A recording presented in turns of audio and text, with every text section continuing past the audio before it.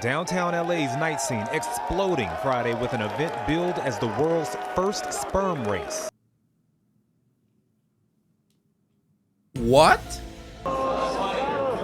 Mysterious white stuff shooting from a water gun made this moment borderline raunchy. What? What do you mean, mysterious white stuff, and you show us a clip of one competitor shooting the other? What are you implying here? That dude just got a money shot? Oh no, the fuck you didn't. Oh, I know. In a sold-out arena where they're gonna race? Come? Why? Why?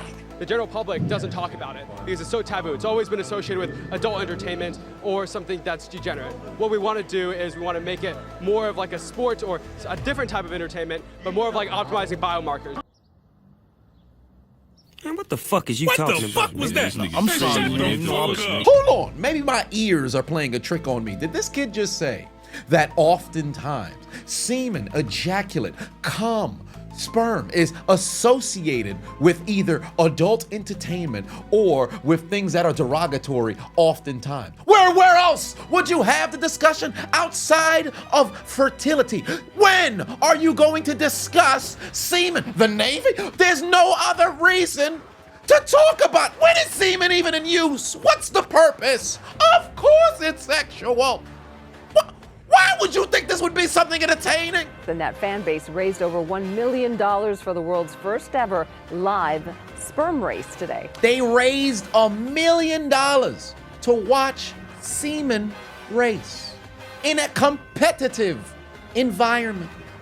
The human being is the funniest species on the planet. You cannot convince me otherwise. Who else is doing this shit? Who else? With the help of wealthy investors, the 17-year-old Bay Area high school student and entrepreneur launching this epic competition to raise awareness on male fertility health. Raise awareness got to be the most overused terminology in the realm of crowdfunding. So let me get this straight. We're going to raise awareness for fertility, infertility, whatever the case just so happens to be, by having a competition where individuals will race their swimmers as they make it to the finish line in order to educate and bring awareness to those who happen to still have swimmers that are still actively swimming, that regardless of the fact that they make it to the destination, are either unequipped, unable, or dare I say, it sounds a bit rough, unworthy of the prize of the entire act of what creates the swimming that's supposed to make them feel good in this competition? How? When you really think about it, we all want our own individual sperm races to get onto this planet, so it's only fit that we make this a format that we can all watch and enjoy. What a sick freak. You know, now that I think about it, he does make a very good point. That is a very compelling point. We did all indeed win the race, so that makes sense.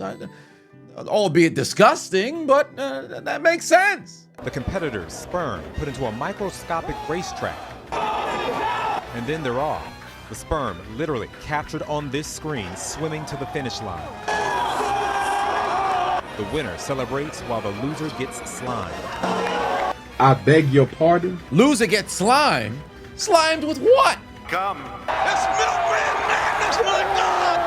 4 contestants came with the goal to win $10,000 in bragging rights for the strongest, fastest semen. I want to build Olympics for sperm. Eric Zhu is one of the sperm racing organizers. Did this kid just say he wants to build the Olympics for sperm? You know who's responsible for this tomfoolery? That damn breakdancing harlot in Australia. Had she not brought shame to the Olympic Games with her terrible performance and making a joke of the doggone competition, now you got people around the globe coming up with all kinds of different sports. The hell you talking about sperm racing at the Olympics? Do you hear yourself? The contenders, who were handpicked out of dozens of young men, were given money each week to train their mind, bodies, and diets ahead of the viral, sold-out marathon. What do you mean they were given money? How much were they paid? If the winner gets $10,000, there was $1 million that was accumulated by ways of donations, right? How much were the individual competitors paid to essentially keep themselves in good health to provide the best performing semen. Do you understand if they had bookkeepers on their bank accounts and they see these deposits coming in that are unfamiliar from what they usually have in their accounts, and there was a phone call and they were asked, hey, I noticed you have been receiving an increase in deposits despite the fact that you're unemployed.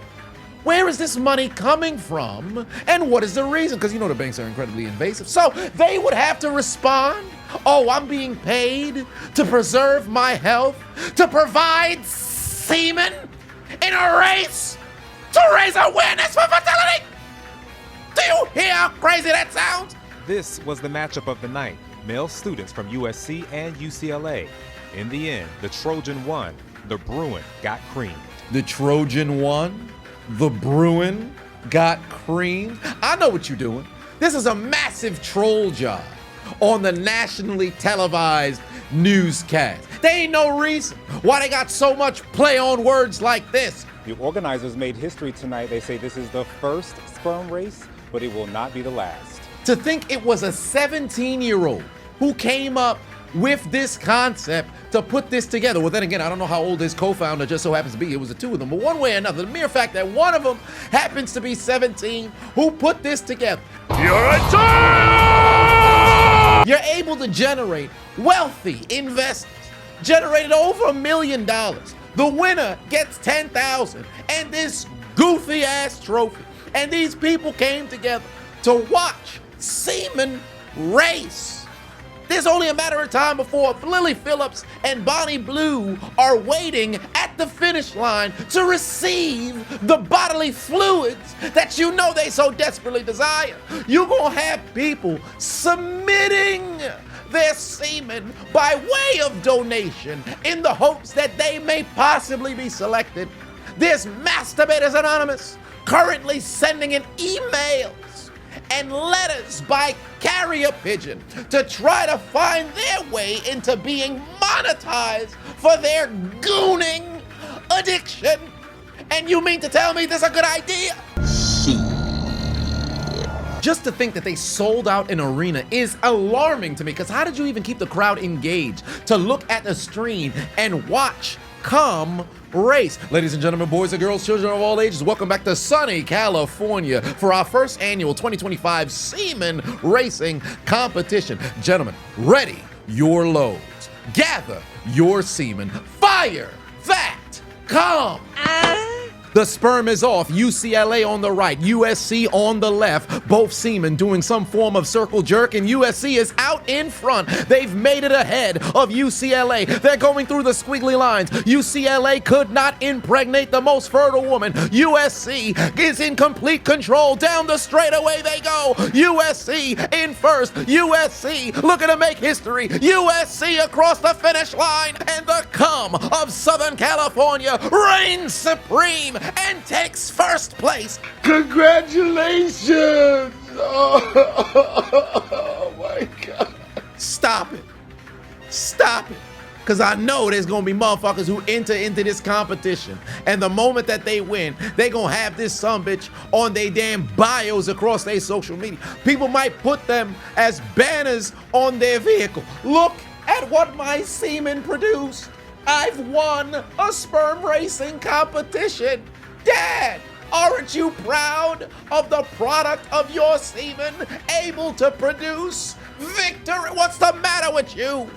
Stop it. Put your Johnsons down. Get a job. Find a career. Perhaps a new hobby. But not this. Not this. Let people have nice things. This isn't one of them. This is not going to be the standard moving forward. Because if 2028 comes and the Olympics are here and sperm racing is on the marquee, there will be no ejaculate that will be competing whatsoever, because they've got to have two assassins waiting at the door. Chris!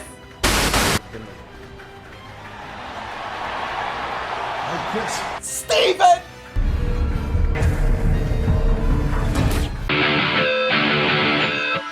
You're gonna have to die. Here comes the United States champion, Chris Benoit.